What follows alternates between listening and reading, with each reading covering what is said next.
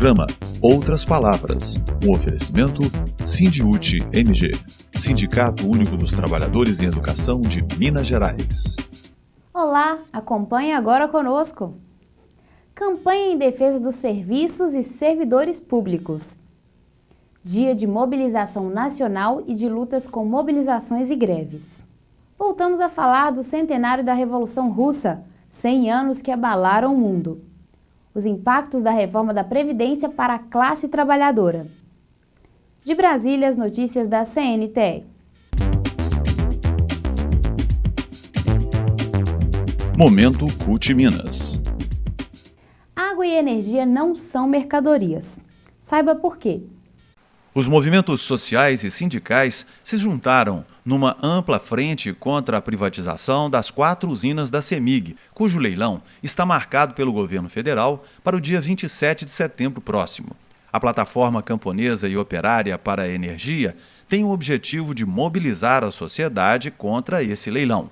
O coordenador-geral do Sindeletro-MG, Jefferson Leandro Silva, explica por que é preciso barrar esse projeto. Importante iniciativa da CUT de unificar os setores públicos para a gente garantir o bem público, né? E no caso, o CEMIG, o que está colocado é a privatização de 4 importantes usinas da CEMIG. O parque gerador da empresa hoje tem aproximadamente 54 usinas e essas 4 usinas representam aproximadamente 50% de toda a energia gerada. Então o governo federal agendou agora para setembro, né, a venda dessas usinas, que traz para a gente um desafio grande. O desafio de evitar ainda mais o sucateamento da CEMIG, porque toda investida de privatização, a gente sabe que o investidor privado ele vai atrás do lucro e do maior lucro. Então, no caso, CEMIG, né, quando se diminui custos, diminuindo a manutenção, diminuindo o custo operacional, você está sucateando a geração de energia através das equipes operacionais e equipes de manutenção. E aí você, obviamente, reflete os impactos dessa precarização na geração de energia e até chegar ao consumidor. Outro argumento apresentado é o de que a privatização das usinas da CEMIG fará o custo da tarifa de energia aumentar e muito. O investidor privado também ele vai aumentar o seu lucro, aumentando a tarifa de energia no setor elétrico. E a gente faz um comparativo do que significa o aumento através da tarifa, quando pegamos a tarifa do leilão de Belo Monte, R$ 81,00 por cada megawatt-hora de energia gerado. Esses R$ 81,00 vão ser pagos, inclusive, o valor do investimento, ou seja, o custo da construção da barragem vai ser pago nessa primeira concessão da usina de Belo Monte, com R$ 81,00 cada megawatt-hora de energia gerada. O da CEMIG, o leilão, está estipulado o valor de R$ 142,00 a tarifa para usinas já depreciadas. Usinas que já foram pagas na primeira concessão de 30 anos e que agora o governo novamente vem tentar estipular um valor de outorga de 11 bilhões, ou seja, quem quiser comprar tem que arcar com 11 bilhões de empreendimentos que já foram pagos e que vai ser cobrado novamente na conta de cada consumidor de energia elétrica. Este é um grande problema que vai ser colocado. Estima-se que o valor da privatização dessas usinas com a reforma do setor elétrico sendo proposta aumenta em 300%, né, o valor da tarifa de energia se todo o processo for concluído. Quem luta, educa. CUT na luta contra a reforma da Previdência. O dia 14 de setembro se transformou no Dia Nacional de Lutas, com manifestações e atos públicos em várias partes do estado. Em Belo Horizonte, trabalhadores e trabalhadoras de vários segmentos participaram de uma manifestação coordenada por várias centrais sindicais. Um governo golpista e que está roubando a população. tudo pode ser privatizado e é essa denúncia que nós temos que fazer no momento que nós estamos aqui. A importância da defesa do metrô público, a importância da defesa do Sistema Único de Saúde, a importância de manter o saneamento público e não privatizado, a importância da defesa da Petrobras, dos bancos públicos, dos serviços públicos municipais e estaduais, da nossa energia, Correios e da educação. Então esse é o recado desse ato, nesse Dia Nacional de Mobilização. Durante as manifestações na Praça Afonso Arinos, região central de Belo Horizonte, trabalhadores e trabalhadoras de várias categorias se posicionaram contra o pacote de privatizações do governo Michel Temer. Profissionais da educação também marcaram presença. Nós estamos nas ruas em defesa do nosso patrimônio nacional, as nossas riquezas naturais, né, contra o projeto de privatizações do atual governo, o governo golpista, esse governo usurpador, que só tem feito ataques à classe trabalhadora, né, à juventude do Brasil. Então nós estamos aqui em defesa da Eletrobras, em defesa do emprego, contra a privatização da CEMIG, contra a privatização das nossas reservas florestais, né, das nossas reservas indígenas. Estamos a favor da educação pública e gratuita, com qualidade, porque esse governo não tem esse projeto. Esse governo, ele tenta enganar a população, né, dizendo que tudo é culpa do governo passado, quando, na verdade, né, esse governo está impondo o projeto que foi derrotado.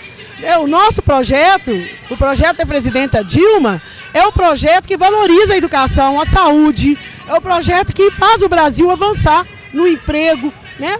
E por isso que nós estamos na rua hoje, em defesa do nosso patrimônio, das nossas riquezas. A presidenta da CUT Minas, Beatriz Cerqueira, explicou à imprensa que a classe trabalhadora está nas ruas contra as reformas de Michel Temer e o seu pacote de privatizações. Ela explicou ainda o que significou esse Dia Nacional de Mobilizações. As mobilizações, elas têm um foco muito concreto. É a luta contra a reforma da Previdência, é a luta contra a reforma trabalhista, é a luta contra a privatização dos serviços públicos e, evidentemente, contra esse governo ilegítimo e golpista que aí está. Então, nós estamos vindo de um conjunto de mobilizações, de ações. Hoje, em Belo Horizonte, nós tivemos ações durante todo o dia, desde as 4 horas da manhã. E o objetivo desse Dia Nacional de Mobilização é exatamente fazer esse diálogo com a população, porque ela não tem a informação de que tudo isso está sendo privatizado. Correio, energia, educação, saúde, instituições federais de ensino, as universidades, tudo isso corre risco. Então a nossa tarefa agora é esse processo de esclarecimento, de diálogo com a população.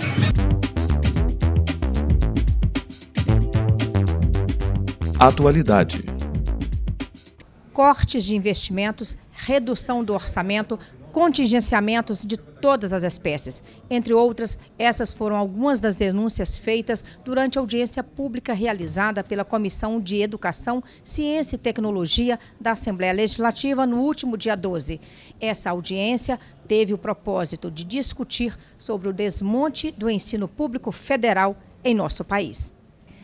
A coordenadora-geral do Sindiúti e presidenta da CUT Minas, Beatriz Cerqueira, falou da realidade em que se encontra o ensino público federal e disse que tem uma grande luta a ser feita.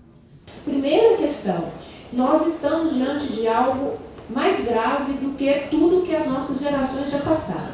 É tão grave que a gente não está acreditando. E aí a gente não acredita e não coloca, muitas vezes, a força necessária para impedir que isso continue acontecendo. Nós estamos diante da imposição de outro Estado brasileiro. É um Estado brasileiro que não nos cabe, inclusive. Eles estão nos expulsando do Estado. Não cabe neste Estado que está sendo pensado em Brasília uma universidade no Vale de Jequitinhonha. Não cabe nesse Estado que eles estão construindo pensar que Teófilo Otoni pode ter o direito de ter um campus, pode ter o direito de ter um Instituto Federal. Nós não cabemos neste Estado que eles estão impondo. É disso que se trata. O que nós estamos debatendo aqui, e se nós não impedirmos o que os colegas que me antecederam disseram, gente, é a próxima geração. É o futuro de uma geração que não terá emprego, que não terá formação, que não terá perspectiva de futuro. É disso que nós estamos falando. Então, nós estamos falando de um problema geracional, que afetará não quem está aqui nessa mesa, afetará as próximas gerações. Então, não é nada conjuntural, nós estamos diante de algo que é estrutural. Por isso, a votação da Câmara dos Deputados no dia 17 de abril de 2016. E por isso, a votação do Senado no 31 de agosto de 2016. Por isso, eles fizeram uma ruptura democrática. Se nós não compreendermos que as universidades estão sendo estranguladas e, na minha avaliação, deixarão de existir como universidades públicas e institutos federais, nós não conseguiremos fazer o enfrentamento necessário. Numa ruptura democrática não há regras, de acordo com Beatriz Cerqueira. O que eles não conseguiram impedir em 88, eles estão impedindo agora. Através de medidas provisórias, através de PEC, através de projetos de lei, não importa de que forma também não, porque numa ruptura democrática não tem regra. Nós estamos no Vale Tudo, só a gente não entendeu que está no Vale Tudo. Eles entenderam que estão no Vale Tudo e estão fazendo o Vale Tudo. Tem coisa que vem por lei, eles destruíram a CLT por um projeto de lei ordinário de verdade, né? Não na formulação legislativa. Eles não conseguem aprovar a reforma da Previdência, estão destruindo a Previdência por medidas provisórias, isso começou lá atrás, quando acabaram com o Ministério da Previdência Social, estão destruindo as políticas públicas por decreto, por atos administrativos, por coisas que a gente nem fica sabendo. É outro Estado brasileiro, é disso que a gente está falando. Nesse Estado brasileiro, não cabe universidades públicas, com direito, não cabe Instituto Federal, com direito. Neste novo Estado brasileiro, o que nós entendemos como direito, eles entendem como mercadoria. Por isso a PEC 241. Porque era necessário garantir que os rentistas, garantir que o sistema financeiro continuasse lucrando, então o dinheiro da dívida pública, o dinheiro dos juros da dívida estão garantidos. Aos rentistas, ao Bradesco, ao Itaú e etc., está garantido. Mas é preciso estabelecer tetos para que nós não cresçamos em direitos. Educação, saúde, segurança, etc., previdência, seguridade social. Então, tudo tem um teto. A reforma trabalhista é outro instrumento do governo federal para tornar tudo em mercadoria. Porque a reforma trabalhista entrará nas universidades, nos institutos federais, terceirizando tudo que puder ser terceirizado, precarizando tudo que puder ser precarizado, colocando teletrabalho, colocando trabalho intermitente, acabando com a relação de carreira, com a relação de vínculo, com a relação de servidores públicos, conforme a Cristina também já nos contextualizou. O objetivo é muito simples. A síntese do que nós estamos hoje discutindo sobre as instituições federais é privatizar tudo, tornar tudo mercadoria. Pelo preço, não importa, porque eles não têm o objetivo de arrecadar dinheiro com isso. Eles têm o objetivo do que eles entendem de Estado. E o Estado, para eles, não é um garantidor de direitos. Por isso, a transformação de tudo que é direito em mercadoria. A presidenta da CUT Minas chama a atenção ainda para a falsa ideia de que tudo que é público é ineficiente e o privado é que é bom. Há anos, nós vivemos no Brasil uma narrativa dos meios de comunicação comerciais que dizem o quê? Tudo que é público é ruim, é corrupto, é ineficaz, servidor público não trabalha, então o que é público não presta. O que presta? A iniciativa privada. Porque aí não tem corrupção, porque aí as pessoas trabalham, porque aí você pode cobrar eficiência, você pode cobrar meritocracia, e de meritocracia nós mineiros entendemos lamentavelmente muito bem. Isso é dito para a população todos os dias, a narrativa de que tudo que é público é ruim. Então, o caminho natural que eles tentam nos fazer crer é a privatização, porque quando se torna privado, se torna bom, com a falsa ideia de que quando a gente paga, a gente tem o direito de cobrar. Exatamente rompendo essa ideia de direito e introduzindo de forma estrutural a ideia de mercadoria. Diante disso, o que fazer para avançar? Nós precisamos dialogar com a população. A população não defende aquilo que ela não acha que é dela. Ela não defende aquilo que ela não compreende que está perdendo. Então, quem sabe sobre a situação dos institutos federais? Quem sabe sobre a situação das universidades federais? É preciso que a gente amplie mecanismos de diálogo e acho que essa audiência cumpre esse papel. Mas se nós fizermos audiências em todos os lugares que tem campus, se nós conversássemos em todos os lugares que tem institutos federais, se nós saíssemos daqui, da capital, desse auditório bonito, inaugurado no outro dia, que nós já estamos popularmente inaugurando, se nós fôssemos para o interior do estado, lá fizéssemos um grande debate, Daniel, envolvendo a cidade, é assim que a gente vai proteger os serviços públicos e também os seus servidores. Nós não podemos ficar cada um no seu quadrado fazendo a sua luta. Ou a gente junta todo mundo, ou a gente vai acumular derrotas. E o problema é que as derrotas não são para as organizações. A derrota não é para a CUT, a derrota não é para os sindicos. Toda vez que a gente sofre derrotas nesse governo golpista, é mais gente passando fome, é mais gente desempregado, é mais gente na informalidade, é mais gente sem direitos. Então, as nossas derrotas têm reflexos estruturais na vida das pessoas. Então, nós não temos o direito de não nos juntarmos e continuarmos sofrendo essas derrotas que acontecem através de tudo que nós debatemos aqui. Então, essa é a contribuição da Central Única dos Trabalhadores. Nos fortaleçamos, juntemos todo mundo para impedir que as nossas universidades, que os nossos institutos federais acabem. Porque se nós não fizermos isso, acabarão. A universidade deixará de ser pública. Se nós achamos que Fernando Henrique Cardoso privatizou muito, é porque nós não conhecemos o Michel Temer. Nós não sabíamos a ruptura democrática que nós enfrentaríamos. Este governo golpista e ilegítimo privatizará tudo. Por isso, a força na luta que nós precisamos ter nesse momento, e é nesse sentido que a Central Única dos Trabalhadores lançou no último dia 28 uma campanha em defesa dos serviços públicos e contra as privatizações. Os serviços públicos são essenciais para todos nós, então essa é uma luta de classe. Já a coordenadora-geral do Sindifes, Cristina Del Papa, afirmou que o governo federal está desmontando não só o serviço público, mas também os direitos dos servidores. Nós tivemos cortes profundos, né, nas universidades, em que está afetando agora o ensino, a pesquisa e a extensão com mais profundidade.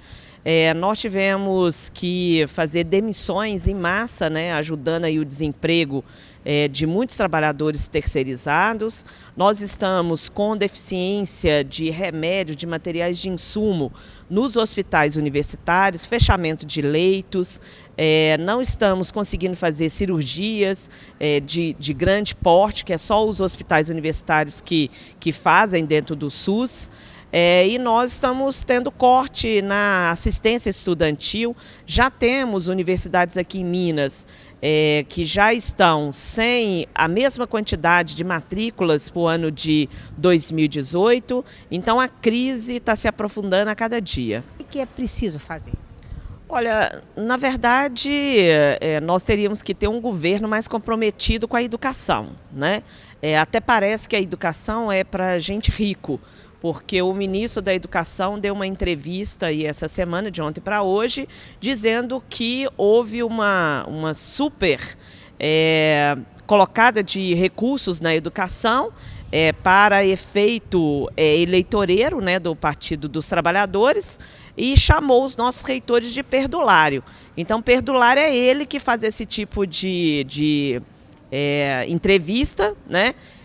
Colocando a educação como se fosse uma coisa menor, que o pobre não tem condições de entrar na universidade e que as universidades teriam que ser elitizadas só para gente rico. Essa parte já passou. Hoje, o pobre, o negro, o indígena está nas universidades, a diversidade está dentro da universidade, e a universidade, sim, também é para pobre, para a população mais carente, e não somente para gente rico, como foi há uns anos atrás. Escola sem partido é o fim. A escola sem partido é a escola sem democracia, é uma escola sem inclusão, né? Então é a escola do partido deles, né? Do partido deles, que quando eu digo é o partido da elite, é o partido da ditadura, né? O partido dos golpistas, né? E esse partido nós não queremos realmente. Nós queremos uma escola que tome partido dos mais pobres, que tome partido de uma sociedade mais justa, né? Nós queremos uma escola que tome partido dos mineiros, dos brasileiros, né? E que faça com que o cidadão brasileiro se torne cada vez mais cidadão.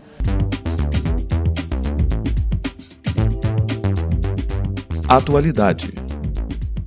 Voltamos a falar do centenário da Revolução Russa, 100 anos que abalaram o mundo.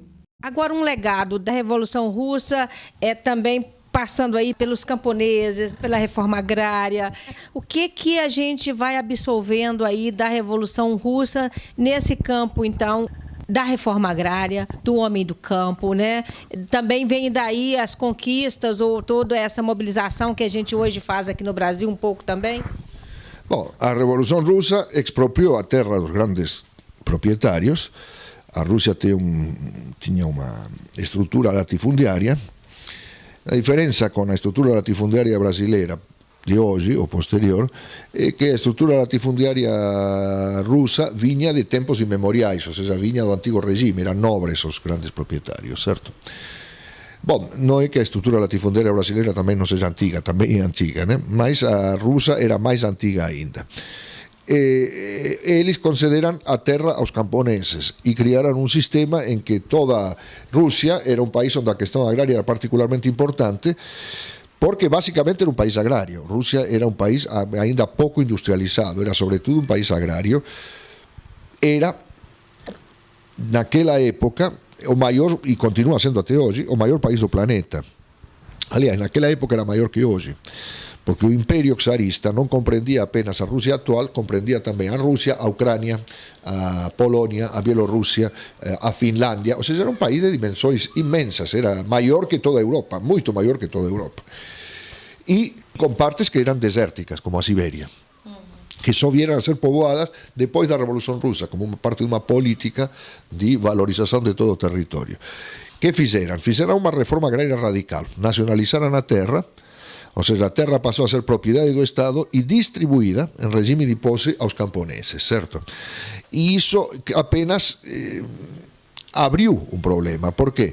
Porque os camponeses ficaram muito satisfeitos com essa medida, que, aliás, por outro lado, já vinha sendo executada pelos próprios camponeses. O que a Revolução Russa fez foi legalizar as ocupações de terra.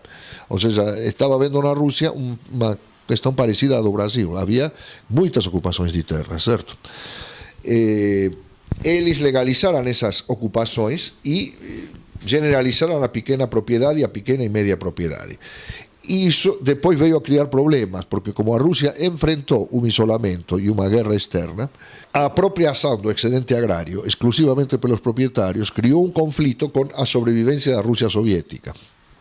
E isso foi um dos problemas internos mais graves da existência da União Soviética, que levou à coletivização forçada da agricultura na década de 30, quando se criaram fazendas coletivas, os sovkhozes e os kolkhozes, certo?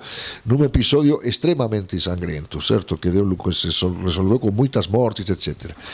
E os revolucionários, os principais revolucionários, sobreviventes ainda da Revolução de 17, criticaram a maneira em que foi levada adiante a coletivização agrária, que em vez de ser levada adiante mediante métodos políticos e de persuasão, foi levada adiante com métodos autoritários de repressão, certo? Com milhões de mortos, certo? Então, nós vamos estar discutindo essa questão também. Inclusive, Gilmar Mauro, um dos dirigentes do MST, vai ser membro da mesa que vai discutir a questão agrária na Rússia e como a resolveu a Revolução Soviética, certo? Então, esse é um dos debates abertos pela Revolução Russa. A propriedade da terra, então, desde a época da Revolução Russa até os tempos de hoje, continua como um grande gargalo. Continua como um gargalo porque depois da coletivização da terra, certo? Se foi, depois principalmente da dissolução da União Soviética, se voltou para um regime de propriedade privada, mas não se voltou por completo para um regime de propriedade privada. Ou seja, não se voltou para o regime latifundiário existente antes da Revolução Russa, certo?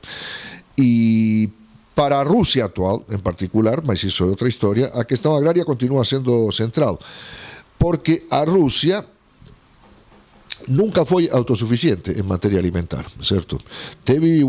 Embora o tentasse, Stalin declarou que com os recursos que existiam na Rússia era possível construir o socialismo num só país, o socialismo só na Rússia.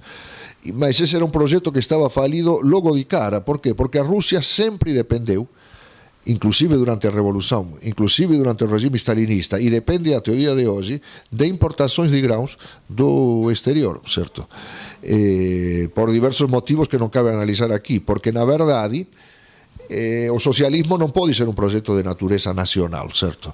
Exige a centralização e a planejamento das forças produtivas de todo tipo existentes no mundo inteiro para poder superar o capitalismo, certo? E foi isso que impôs esse isolamento, que foi inclusive teorizado como um fato positivo pelo stalinismo, com a teoria do socialismo num país só, que levou finalmente ao fim da União Soviética, certo? E portanto, a Revolução Soviética não é um mar de rosas. Abriu uma série de problemas que estão em debate até o dia de hoje. E esse debate vale para todos os países do mundo. E vale, sobretudo, para o Brasil, que é um país que se parece, em muitas coisas, se parece muito com a Rússia. É um país enorme, com uma questão agrária extremamente importante.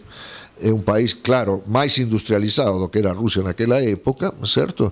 Mas um país onde, ainda assim, a indústria, o trabalhador industrial, é apenas 10% da mão de obra, de toda a mão de obra brasileira, certo? Então, é um país de características continentais, como era a Rússia, com um enorme peso da questão agrária, enfim, e com a coexistência de diversos níveis de desenvolvimento econômico, certo? Ou seja, você tinha na Rússia diversos modos de produção coexistindo, praticamente desde a servidão até o regime capitalista mais avançado, e você aqui também tem no Brasil, certo, a coexistência de regimes de produção praticamente escravistas em algumas regiões do mundo, do Brasil, certo? Regimes de produção de servidão com o emprego doméstico, certo? Que era praticamente um regime de servidão até pouco tempo atrás, somente com o governo Lula que se criou uma legislação trabalhista para as empregadas domésticas, certo? Até regimes capitalistas muito avançados. Então, trabalho infantil, né? E tudo isso havia canaviais com os trabalho de escravo. Exato. Então você tem essa coexistência de diversos níveis históricos em um país continental. Era uma característica muito específica da Rússia, menos da China, embora também existisse na China, mas menos, e também do Brasil. As notícias da CNTE de Brasília. Momento CNTE. O Coletivo de Assuntos Municipais se reuniu novamente para debater o financiamento da educação. Segundo as entidades inscritas, sindicatos estão sendo prejudicados ao negociarem verbas com a gestão de cada município. Isso devido à falta de acesso aos dados sobre a arrecadação. Como a educação tem uma verba já definida, determinada, de 25% dos orçamentos, eles acabam, muitas vezes, nos municípios, incluindo outros gastos que não são necessariamente da educação. E saber diferenciar gasto de educação e gasto com o ensino. Então você tem 25% lá com manutenção e desenvolvimento. E dentro desses 25% a gente tem que trabalhar com ele. E não deixar que entre outros gastos dentro da educação que não são funções da educação. Nós podemos dizer de que nem sempre a garantia do piso salarial na lei, por conta desse restringimento, dessa redução de investimento, significa avanço. Com o objetivo de mudar essa realidade e garantir uma educação pública e de qualidade, a Confederação Nacional dos Trabalhadores em Educação organizou uma oficina que apresentou os caminhos que entidades devem seguir para conseguirem negociar com prefeitos, vereadores e secretários a valorização de professores municipais, além da manutenção e desenvolvimento do ensino. E quem trouxe mais detalhes, mais informações e as alternativas que os municípios devem implantar para conseguir acordos melhores foi o Henrique Lopes. Ele é presidente do Sindicato dos Trabalhadores no Ensino Público de Mato Grosso. Henrique, qual que foi a principal medida que você apresentou hoje? A necessidade dos companheiros que são do movimento sindical ter a segurança numa mesa de negociação a partir daquilo que são as receitas disponíveis para manter e desenvolver o ensino como condição de potencializá-las para poder avançar num plano de carreira melhor, num plano de carreira que de fato garanta a valorização profissional, numa estrutura de carreira que assegure, para além dos professores, o conjunto de trabalhadores que desempenham as suas atividades no espaço da escola. Obrigada pela sua companhia. Até o próximo programa.